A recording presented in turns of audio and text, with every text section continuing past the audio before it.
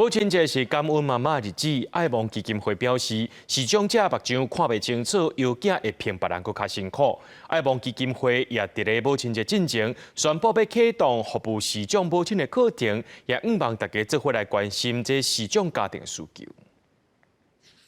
照顾幼婴仔原本就真辛苦，目睭看袂清楚的视障母亲，爱照顾家己一头，佮爱照顾囡仔，是爱加甲付出几粒倍的心力。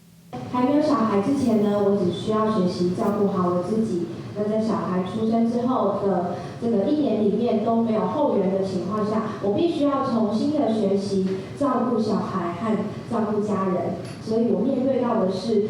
非常大的焦虑，还有以及顾虑到小孩的发展啊，还有安全上的问题。伫咧母亲节进前，公益团体爱望基金会宣布启动包括1对1陪入亲子课程，佮有有声册等等的服务计划，要来协助做妈妈的视障者摇囝。所以它是从个人到家庭、家人的互动，到学习从感情面、从实务面以及整体的这个资源，能够让它完整的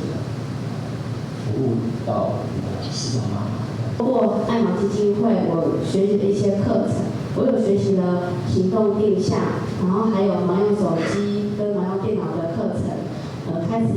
有学会一些技能，有开始找到信心。母亲节是感谢妈妈的日子，爱望基金会表示天下父母心，家长对囡仔的爱是无分目睭看有也看无。若是有人伫边仔鼓励斗3工，就会当互视障者咧摇囝的时阵更加安心嘛，提悬自信。基金会希望伫咧母亲节这个日子，大家除了感谢厝内阿母，嘛望大众会当做伙来关心视障家庭。记者王可选台北报道。